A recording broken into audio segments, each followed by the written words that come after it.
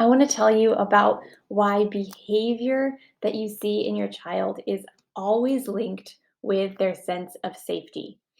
So, one of the most important frameworks that I use when working with parents, it comes from polyvagal theory, which comes from Stephen Porges, who really defined how our brain and body is perceiving how safe the world around them is and how that affects the nervous system.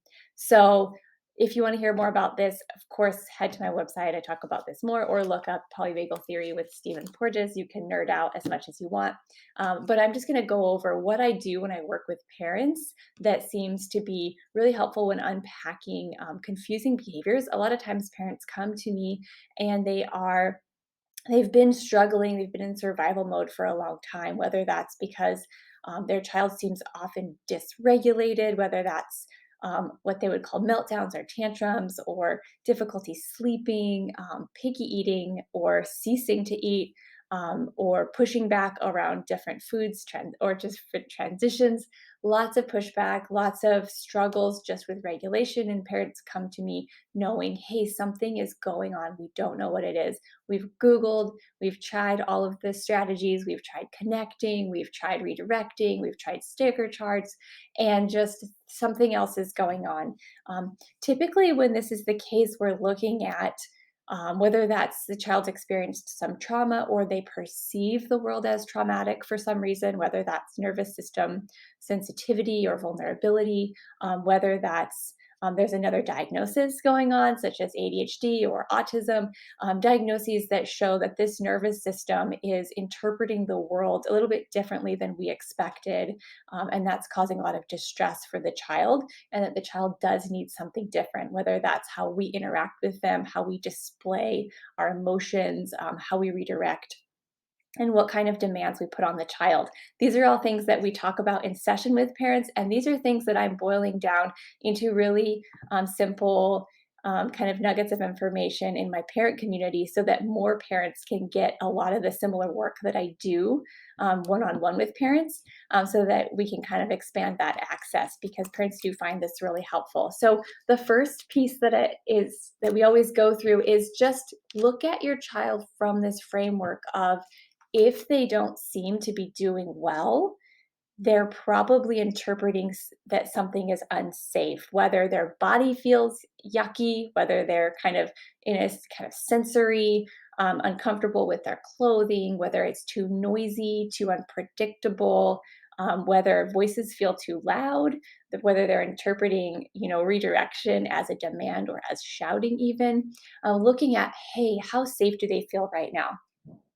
And then the next piece is looking at, hey, so if they're unsafe, what autonomic state is that child in? And that's where my polyvagal chart comes in really helpful, is it's talking about, hey, we have this, you've probably heard about zones of regulation. We have this green zone, right, that we kind of call that social engagement system, where they're kind of fluidly calm, focused, and alert. They can engage and alert other people, even though eye contact and conversation isn't kind of the marker of engagement. But are they tuned in, and is their body kind of relaxed?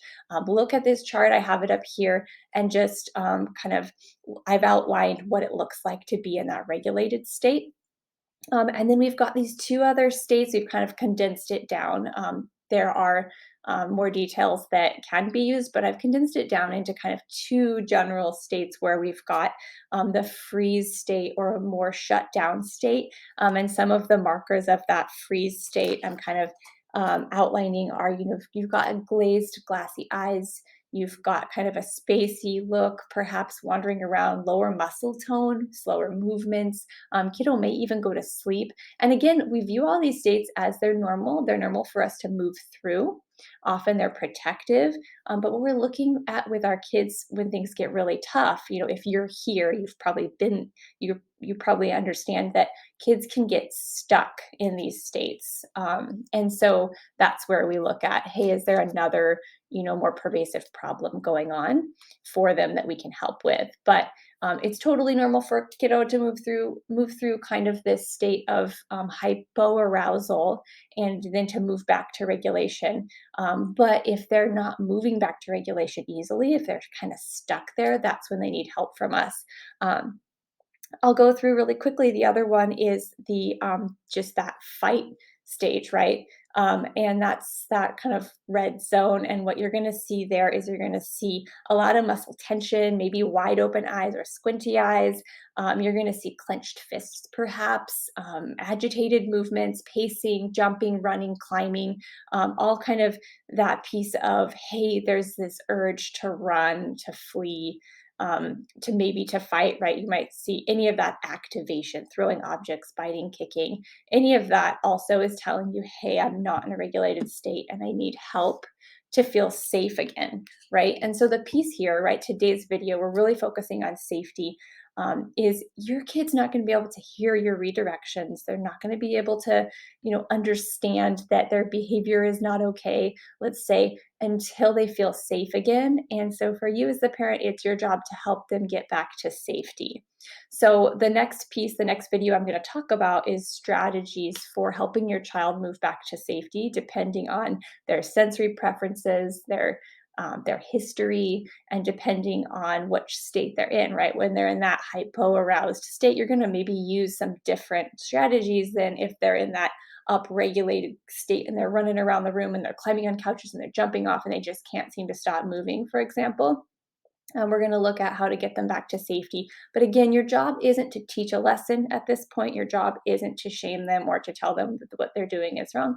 Your job is to think, okay, they're terrified right now. For some reason, things don't feel safe, even if that doesn't make sense to you. Even if you don't see anything in the room that might be flooding them, we're going to get curious and think, okay, what's going on that has sent their body into fight or flight? And then we're going to move from there into how do we help them to feel safe again. Thank you for watching. If you want to download my polyvagal chart, I have the link included here. You can just go to my website, rebeccaspriggs.com, or you can click the link in the notes and you can kind of grab that chart for yourself. I've got it right here as well. And thanks for watching.